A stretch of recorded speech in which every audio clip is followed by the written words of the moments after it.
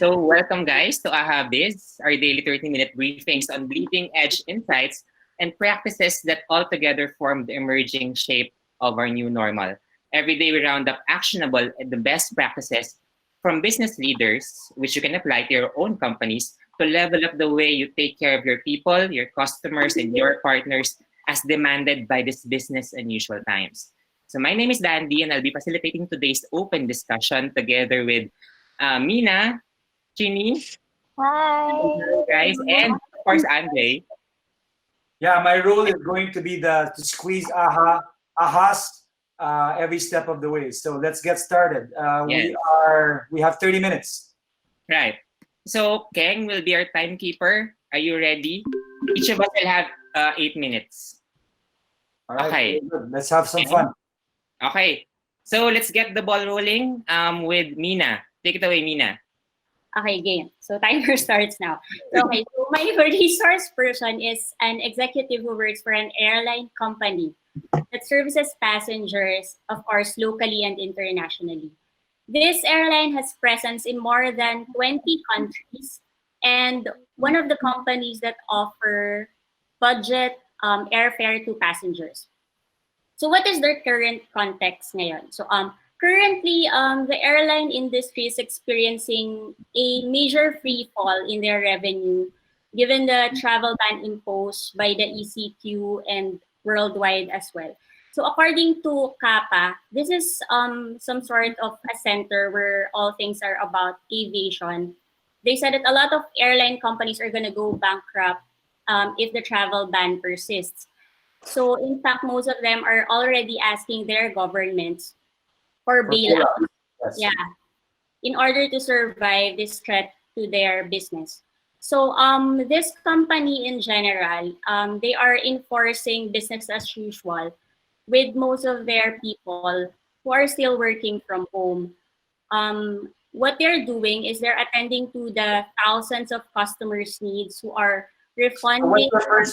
What's your first aha? So my first aha is that the company continues to upskill their employees because they know that once this is over, there will be a higher demand to travel from the public. How are they doing this? Okay, so what they're doing. First of all, I need to ask you. Yeah. This is good news, right? For me, but it's hard to believe because the airline industry is in really bad shape. Yeah. Right? Most of them see no tomorrows, are asking for bailouts. So now you're going to talk to us about an airline company that is actually investing in its people and upskilling them in this time. Yeah. Yes. Okay, go ahead. I'm all ears. Yeah. So during this time, my contact mentioned that usually this is the time for them to do regulatory development trainings to their flight crew members. But since that is not happening, what they did is that they turned these trainings into e-learning classroom sessions where a lot of online exercises are done. So the flight crew can just jump in, similar to what we're doing right now. So aside from this, they are also doing exercises like Zumba and then counseling sessions for people who are having anxiety and depression during this time. So they are also trying to maintain the well-being of their employees. So AHA number two. AHA number two is because there is an overwhelming number of people who want to refund and rebook their tickets. So what's happening is that their customer service, the current customer service cannot handle it. So what they did is they came up with a volunteer program which is open to all employees to maintain customer care. So this is like their version of Bayanihan / We Heal as One. So the volunteers undergo training before they become social media assistants to answer online queries from customers. So the AHA here is that this shows brand love because this is a volunteer program. So the employees are not getting anything from it. But since they said that the company has been taking care of them, they are giving it back to the company. Okay, so I mean, literally, I was very skeptical to comment on your first point about how a doomsday industry player like an airline company is actually taking care of its people where most airlines are laying them off. But Yeah. apparently there's a quid pro quo here, which is a good aha. I take care of you, you help me take care of my customers. Yeah, yes. Okay, so interesting. Okay. My last aha is this. Okay. So this company maximizes their other businesses by boosting them. So they're focusing on their ancillary revenues that also address people's needs. So, For example, sorry? for example, For example, they are now putting in more effort to their in-flight meals, and apparently they have restaurant as well. And what they're doing is, before, these in-flight meals and their restaurant only service people who are passengers. Those are already in the airport. So what they did is that they made all these meals available for people for delivery using their delivery service as well, which they recently wow. Wow. Okay, that's a real aha. Okay. Wow. So And those are my three aha. yeah. Okay, so let me get this straight. Airline company, instead of throwing up their arms in the air, they're retraining, upskilling, taking care of their people, doing yoga classes, providing psychological support, and then they're shoring up their customer service, which of course is over demand with all the rebookings and cancellations. And they're doing that by creating a volunteer program where employees are not paid, but they're retrained and they act as social media to answer all the calls. So that works both ways. And then they're also able to channel their existing infrastructure so that at the very least it remains productive. So we're not flying anymore. They're not flying, right? Yes, yes.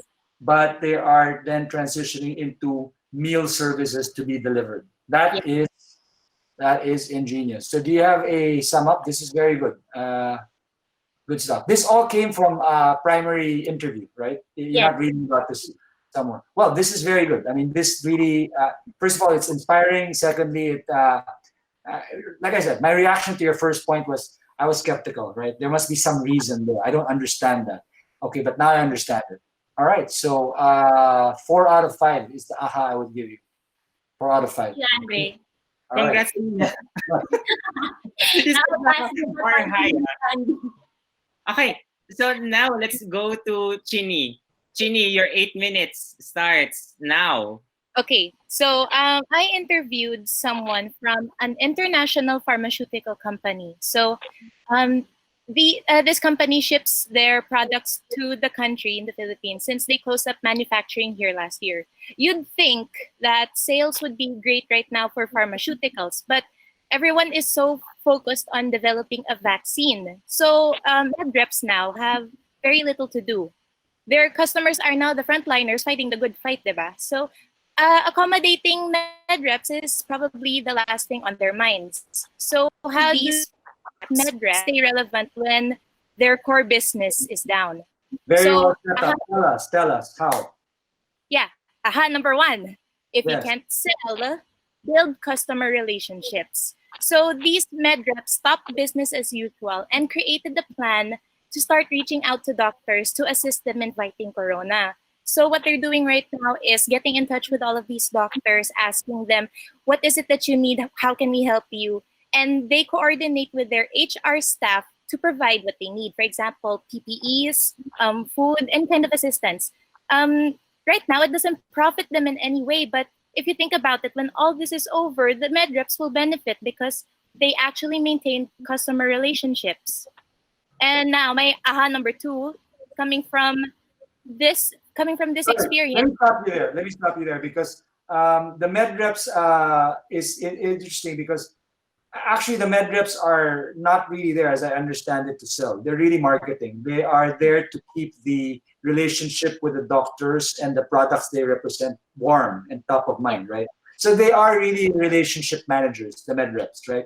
So in this context where the relationship cannot carry on in its usual environment, in its usual form, what these med reps you're saying have done is just to figure out how do I stay relevant to this relationship that I have which is very valuable to me and my company, right?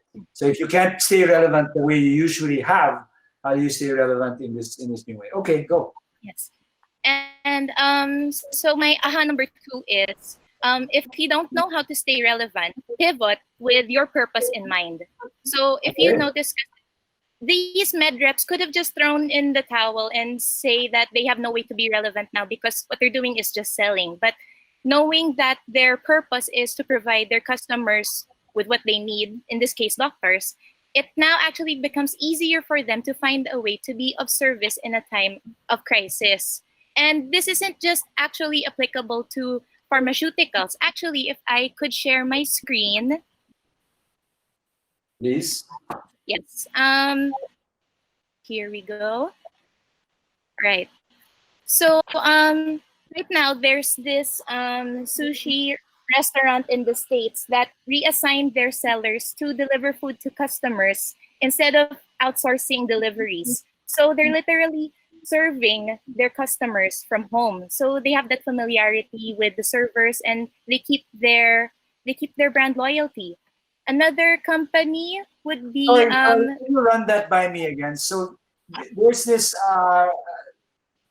all their 600 workers are retained. And they're a restaurant. That is unheard of in these days. And how are they doing that? They're instead of they're delivering food directly. Hello? Okay, all right. Okay. All right. So they're delivering food directly to the customers instead of hiring outsourced delivery instead. So it's kind of like a two-pronged success. Okay, so the next example would be there's this burger. This is a hamburger food chain called Fuddruckers, and instead of in order to accommodate the bread shortage, they actually started a bakery and they're sold directly to customers. And then, of course, we know there are distillers now that, for example, Budweiser, New York Distilling, Caledonia Spirits that are actually making, instead of alcohol, they're making hand sanitizers. So what am I trying to say here? So even if it's a small pivot, small or a big pivot, it's actually easier to, it becomes easier to pivot for something if you get to the root of who you are as a company or as an employee, and it all comes back to helping customers make their lives better. So as a result, you foster customer relationships in a time of crisis. Very nice. Okay, keeping relevant in a time of crisis. All right. Are you waiting for your score? Yep. Dun, dun, dun. 4 out of 5. All right. Yes. Congrats. Okay. Thank you. High bars you've set. Okay, so now it's your turn. Let's see about Dandy. You ready? Go, Dandy.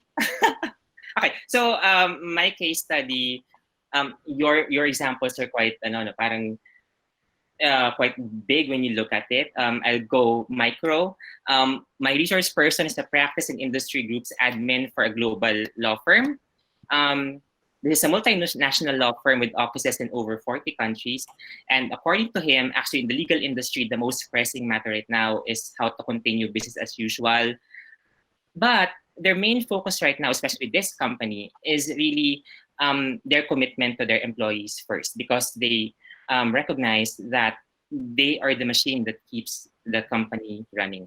So how do they do that? My aha number 1 are actually a series of rituals in how they are engaging. They're keeping the morals, the spirits of their teams. For such a big company like this one, it's interesting to note how low fidelity their approach is to taking care of their teams. So I'll just give some of the examples. If before they have an open door policy, now they have a sort of open lines policy, wherein their communication lines are open anytime to their team members, whether it's beyond work, whether it's about their lives, their anxieties, whatsoever.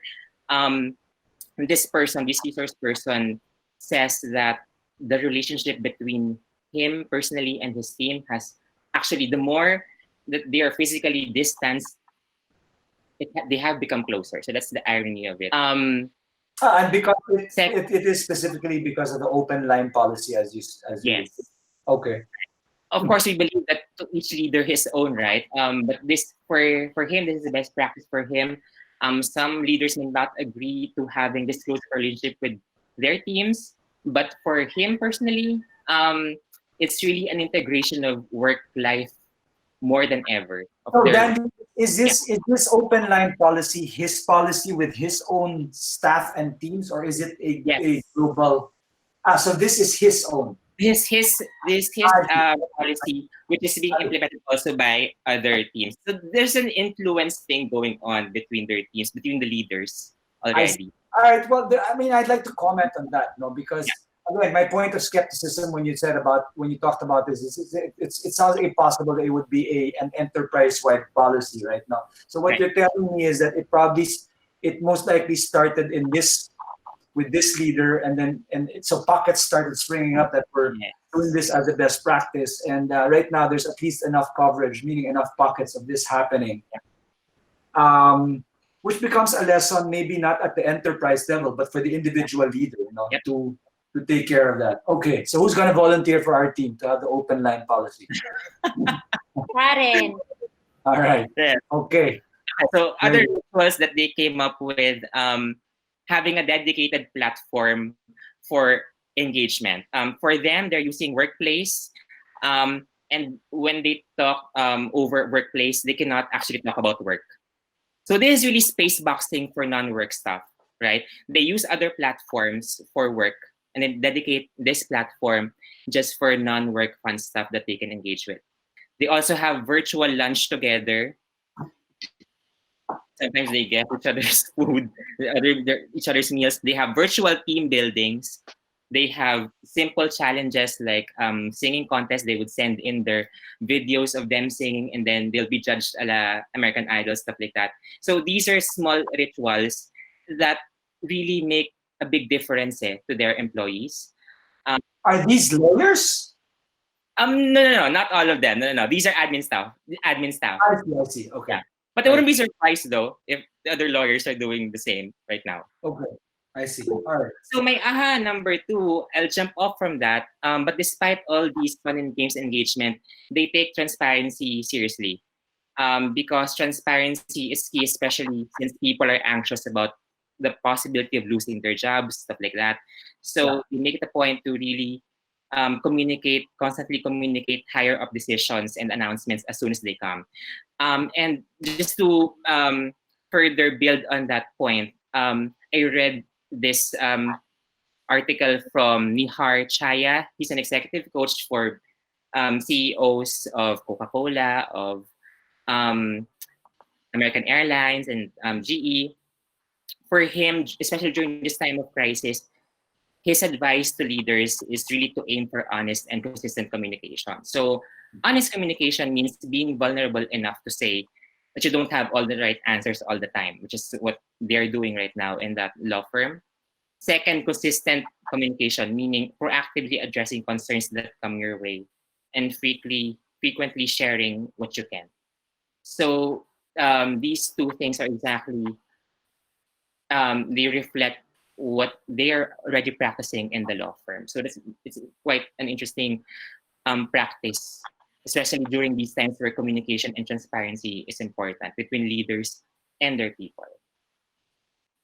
Very good. So in summary, what's the thread that connects your two ahas? I guess the thread here, and I would quote the resource person, is he feels like he's closer with his team. The line that divides, that separates him and his team, the line that separates each ranks are slowly getting blurred. And for him, that is not exactly a bad thing, right? Because the level of respect is elevated, actually, because of the transparency and the culture of trust, regardless of position. So some people might keep that line in between ranks because of they might lose the respect. But what he realized is that he's actually gaining a lot more respect by blurring those lines. So my sort of interpretation of that, or the way I would translate it, is these are times that call for us as business professionals to just be human beings to each other, right? Exactly. Just be human beings to each other.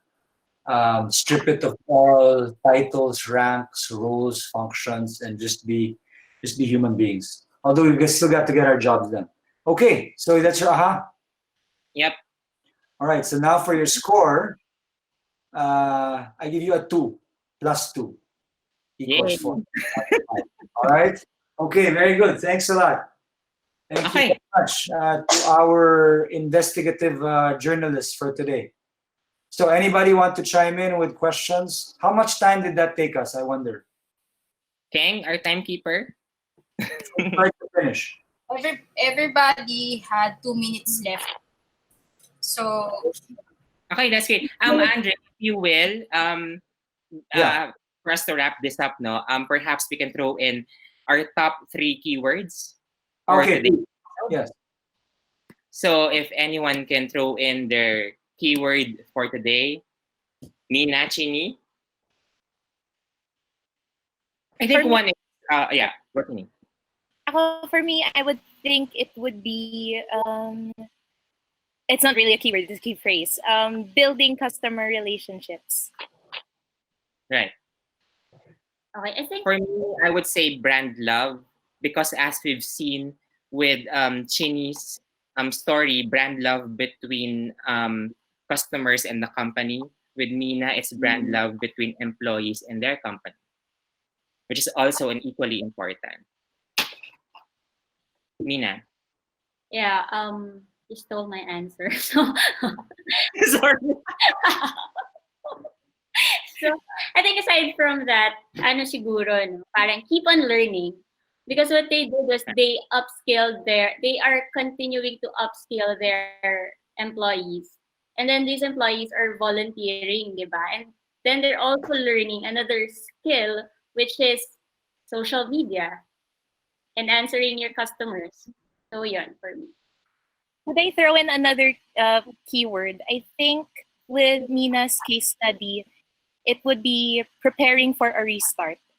Because after all this is over, they're actually more prepared than they were ever before the crisis, actually. Right. And like what I shared a couple of days ago, this crisis highlights the importance of physical connections, congregating, physical relationships. So all the more that there's this hypothesis that after this crisis, there will be a lot of demand for cafes, for restaurants, probably for travel as well. Because right now they are seeing the value of these things, most especially. So that's why you should never stop learning, training, upskilling your people, because this will all end. I mean, Andre, am I right in saying that this will all end? We don't know when. Yes, you know, you have to inject a little bit dose of business reality also in it, right? For most companies, they will continue to reinvest in their operations, in their people, in taking care of their people, in upskilling their people, for as long as they can keep the financials going, right? You can't. The longer this lasts, the more your finances are running out, the less you can do these things, no matter how you want to do it. No, which is where examples like Chini's, no? Chini's examples of the LA sushi restaurant that was able to keep was it 60 or 600 employees? 600. That is unheard of for a restaurant chain. So by finding a way to stay relevant to its customers in revenue generating ways, it is therefore able to take care of its employees. Now, if you're like a pharmaceutical company where you have a lot more cash reserves than a restaurant, no, it is also finding its way to keeping its operations productive. And in a sense, while it's not revenue generating, it's continuing to be business as usual, or not business as usual, but value as usual. So those med reps, they are not doing business as usual, but they're providing value as usual. They're not on the bench waiting for this to pass. They have figured out another way to create value so that they're earning their keep, right? And the pharmaceutical company, therefore, is not so much at a loss as if it just kept its med reps on the bench. When you think about Mina's example of fascinating to me, I had not heard of this, but it's obvious. The in-flight catering services of an airline could be then transitioned into providing meals that then can be delivered. At least, again, tiding it over with some revenues. So there you go. Keng picked up on it, something we just invented just now. Not business as usual, but value as usual, right? There is your value to your customers should never diminish just because times have changed. There's always ways to stay relevant. If you stay focused and determined to be relevant, you will find a way. And therefore, you can deliver this notion of value as usual. You can't do business as usual, but you can do value as usual. All right. So, ladies, I can't say gentlemen. Ladies, thank you so much. Ken, if you can flash our upcoming webcast as well, we want to promote that. Yeah. We're wrapping this up. So thank you guys for watching today's episode of AHA Biz. Tune in again. Tomorrow we're starting at a different time. We're starting at 11 a. We are at 11 a.m. starting tomorrow. And Every day at 11 a.m., Monday to Friday. Yes. Okay. Keep up the ahas. Keep up the ahas. This was fun. Thank you so much. Thank you. Thank you guys for watching. Thank you. Bye.